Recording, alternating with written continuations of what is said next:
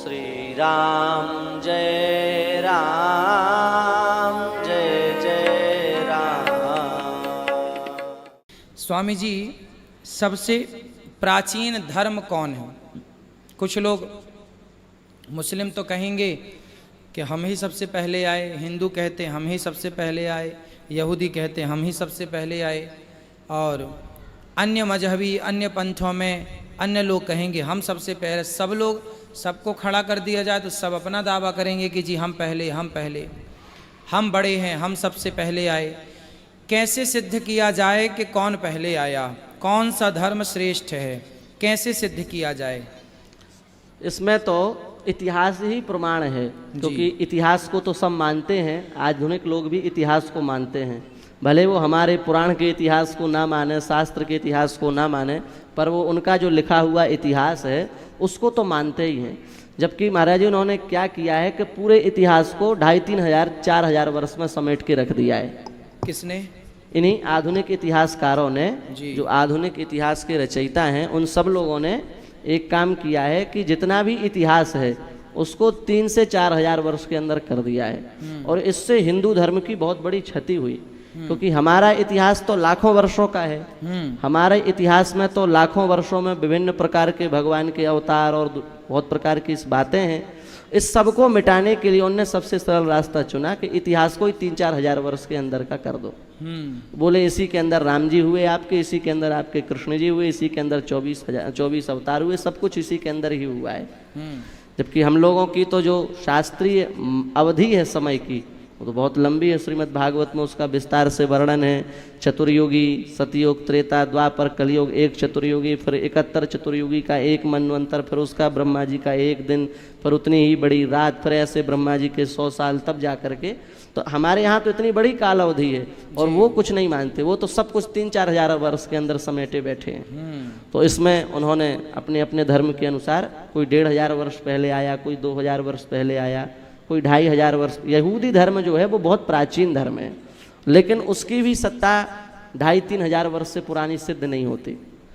भगवान ने गीता में अर्जुन से एक जगह कहा है, सनातनस्त्वम पुरुषो मतो में, और ये बहुत गंभीर पंक्ति है। सनातनस्त्वम पुरुषो मतो में, भगवान अर्जुन से कह रहे हैं कि हे अर्जुन, तुम सनातनी हो। बिल्कुल। और अर्जुन क्या है? नर हैं। इसका मतलब प्रत्येक नर कहीं ना कहीं सनातनी है। बिल्कुल। और भगवान अपने लिए कह रहे हैं, हम भी सनातनी हैं। भगवान अपने लिए भी कह रहे हैं कि हम सनातनी हैं। इसका मतलब ये हुआ कि ये सृष्टि भगवान से बाहर तो है नहीं, सब कुछ भगवान में ही समाया हुआ है। और जब भगवान अपने आप को कह रहे हैं कि मैं सनातन हूँ, मैं सनातनी हूँ, तो इसका मतलब ये हुआ कि चींटी से लेकर के हाथी तक जितने हैं सब सनातनी हैं। भले वो अपना अलग अलग धर्म माने, मत माने, पंथ माने, मजहब माने, लेकिन शास्त्रीय दृष्टि और वैज्ञानिक दृष्टि से सब सनातनी हैं। और दूसरी बात ये भी है कि कई बार विदेशी मिशनरियों द्वारा पादरी भेजे जाते हैं कि आप भारत में जाइए और हमारे धर्म को बढ़ाइए, और वो आ करके यहाँ के लोगों का धर्म परिवर्तन करते हैं। एक तो धर्म परिवर्तन होता है कि भाई तुम अपनी बात को सिद्ध करो, उसके बाद धर्म परिवर्तन करा दो। तुम अपने धर्म से, अपने धर्म को सबसे श्रेष्ठ सिद्ध कर दो और धर्म परिवर्तन करा दो। ऐसा नहीं करते वो लोग धन दे करके, लालच दे करके, उनके बच्चों को स्कूल में भेज करके, ऐसे करके धर्म परिवर्तन कराते हैं। क्योंकि वो जानते हैं कि तर्क की दृष्टि से तो हम सनातन से कभी अच्छे हो ही नहीं सकते, तो हम क्या करें, तो वो दूसरी दृष्टि से धर्म परिवर्तन कराते हैं। तो ऐसे ही वो आते हैं और धर्म परिवर्तन कराते हैं। लेकिन कई बार ऐसा होता है महाराज जी, ऐसे कई उदाहरण हैं, हम नाम नहीं लेंगे खुल करके। वो धर्म परिवर्तन कराने के लिए आए और उनको गीता हाथ लग गई, और जब गीता हाथ लग गई तो धर्म परिवर्तन कराने की जगह वो खुद हिंदू बन गए। बिल्कुल। और हिंदू नहीं बने, वो हिंदू बन करके घर में गए और घर में जाकर के उन लोगों से कहा, या तो तुम सब भी हिंदू बन जाओ, नहीं तो हम सबको छोड़ देंगे। तो उन्होंने कहा कि नहीं भाई, हमारा धर्म कोई कमजोर थोड़े, हम क्यों हिंदू बने। तो बोले किसी पादरी को हमारे सामने बैठा लो, और वो यदि हिंदू धर्म से श्रेष्ठ इस धर्म को सिद्ध कर सके तो हम बनने तैयार हैं, हम तो हैं ही, बनेंगे क्या। तो बड़े बड़े बुलाया गया, उनमें जो बड़े बड़े विद्वान होते हैं उनको बुलाया गया, और उनको बुला करके जब देखा गया तो वो 10 मिनट भी गीता जी के सामने नहीं टिक पाए। सबने घुटने टेक दिए और वो पूरा का पूरा परिवार सनातनी हो गया, अभी भी हिमाचल में रह रहा है। बिल्कुल। तो कहने का मतलब ये है कि कहीं ना कहीं सब सनातनी है।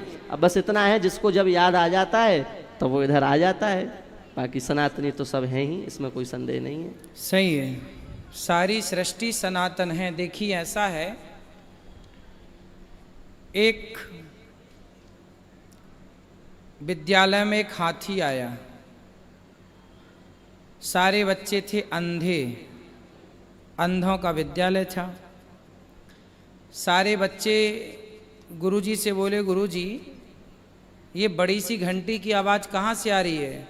गुरुजी ने कहा, बेटा आज गांव में हाथी आया है। चेलों ने कहा, बच्चों ने कहा, तो हमें भी दिखाओ। गुरुजी बोले, काश तुम्हारी आंखें होती तो तुम हाथी देख लेते, पर तुम्हारी तो आंखें नहीं हैं। तो पूछा गया कि तुम कैसे देखोगे? बच्चों ने कहा कि हम स्पर्श करके देख लेंगे, छू लेंगे, है ना। तो गुरुजी ने हाथी महावत से कहा, लेके आओ। हाथी आया, बच्चों को एक एक से भेजा गया। कोई हाथी का पांव पकड़ता है तो उसे हाथी मान लेता है, अच्छा ये खंबे की तरह हाथी है। कोई हाथी की सूंड पकड़ता है, अच्छा ये पतला पतला हाथी है। कोई पूंछ पकड़ता है, अच्छा ये झाड़ू के जैसा हाथी है। कोई पेट पकड़ता है, अच्छा ये दीवार के जैसा हाथी है। सारे विद्यार्थियों ने जिसको जो समझ में आया उसने वो हाथी के अंग को पकड़ा, हाथी चला गया। अब गुरुजी ने पूछा, बच्चों बताओ हाथी कैसा था? किसी ने कहा, गुरुजी झाड़ू की तरह लंबा था। दूसरा बोला गलत, खंबे की तरह मोटा था। तीसरे ने बोला गलत, सुपड़े की तरह था, सूपे की तरह जिसने कान छुए। चौथे ने कहा गलत, दीवार की तरह था। अब देखो सबके मत अलग अलग हो गए, सबके मत, सबका कहना हो गया कि ये गलत बोल रहा है, ये गलत बोल रहा है, ये गलत। जबकि अब आप लोग बताओ कि गलत कौन बोल रहा था? सारे लोग सही तो बोल रहे हैं, पर पूर्ण सत्य भी तो नहीं बोल रहे हैं। ना तो उनका वो झूठ बोल रहे हैं, ना तो सत्य बोल रहे हैं। हाथी के पूंछ को पूर्ण कैसे माना जाए, हाथी के पांव को पूर्ण कैसे माना जाए?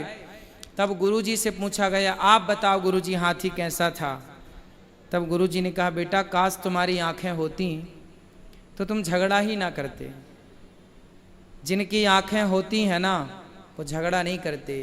आज मजहब पंथ के नाम पर, धर्म संप्रदाय के नाम पर, ईश्वर के नाम पर जो झगड़ा कर रहे हैं, उनकी आंखें होती तो वो भगवान के नाम पर झगड़ा ना करते। आंखें ना होने से देखो, ईश्वर तो उस हाथी की तरह है, विशाल है, बड़ा है।